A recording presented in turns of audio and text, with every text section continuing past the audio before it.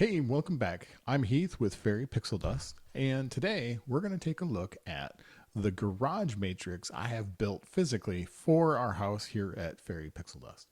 So I've gotten several requests since I put some of the videos out. They're like, "Hey, what about the garage matrix that's behind you in some of those videos?"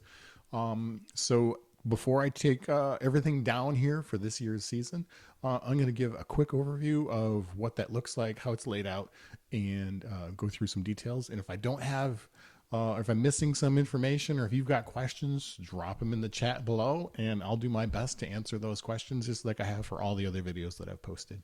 So let's take a quick look first at the software layer. Let's take a look in X-Lights and see what the layout looks like, and then I'll give you a physical tour of what it looks like hanging on the garage. Let's go. Okay, here we go. We are within X-Lights on the Fairy Pixel Dust layout. And let's go ahead and take a look at the garage matrix like we're talking about. So here's the garage matrix. It's made up of 7 strings, and I have 400 nodes per string. So when you see this in my video, I'm running 400 to one connection, 400 pixels on one connection to a controller. I'm running this all at 30% brightness, no power injection. I have no issues with this at all. I've been doing this for several years now. So 400 pixels, one connection to a controller, and then there's 7 connections that make up the entire matrix here. So if we take a look, right click on the matrix here. If we do wiring view, this gives us the wiring layout. So this shows you, looking at the back side of the matrix, how to wire this, right? So it starts out here. If we zoom in, this is pixel number 1-1, and you can see how it gets wired. Clicking on this, there we go. It goes from left to right and just keeps going all the way down until we hit this first section is done. And you can see we're at the first section with 400 pixels, and there's the last pixel.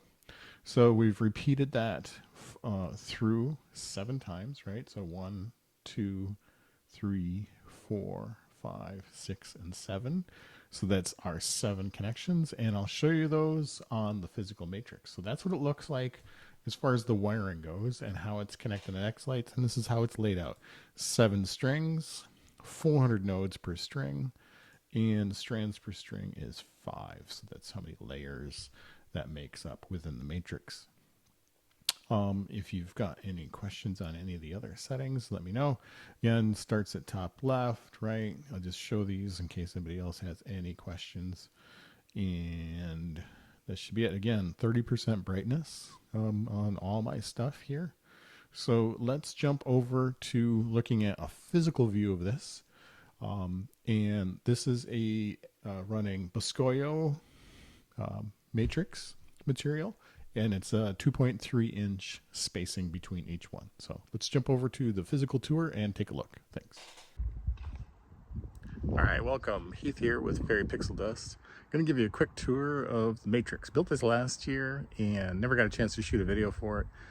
So before I put it away and put it away for storage for the year, and just do a quick tour. A lot of people enjoy just seeing how somebody else built it. So I'll show you what I've got here, and let's take a quick look.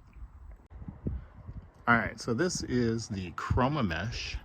It is, if I remember correctly, 2.3 inch spacing between them. And so I've got 3 sections here, total of 6 actually. So there's the 1 foot chroma mesh, 2 foot, and then a 4 foot. And you can see here, they're engineered to actually zip tie together. So that the spacing is maintained with the 2.3. So you can flexibly make this to any size garage door. So this is a 7 foot by 16 foot garage door. And I'll put the exact specs. I forget the number off the top of my head, how many pixels this is. But this was all zip tied together. And then I just push the pixels. So now the pixel order, right? So I've got it broken into, I think, 7 inputs on this one. So on this end, here's all the inputs hanging off here, right? So 1, 2, 3, 4, 5, 6, and 7 inputs all the way down. And again, real nice, flexible, tough fabric. It's been hanging here in Florida for 2 years or 2 different seasons now.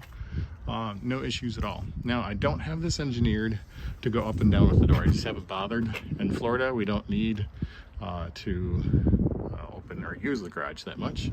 But I'll go ahead and open the garage door here, and I'll show you how I got this hung up. And I made this pretty simple, just so I could even take this up and down pretty quickly.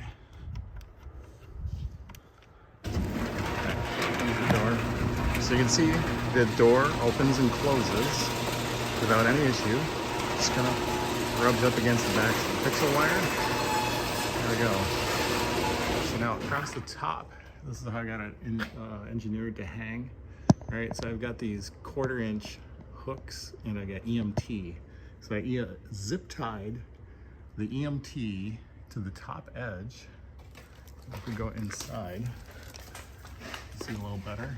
Right, so I put a hook, so I think I put it every 24 to 18 inches up into the wooden header above the garage door. So it's just wood up here, drilled straight up through the flange, the finishing edge there, the rubber edge, and hung it that way. So very simple design. We like it. This thing works perfectly, and I'll include in this a video. Here's a quick video of what this thing looks like at night. I'm very happy with it. All right, that's it. If you've got questions on how to do this on your garage door, go ahead and put them in the comments below.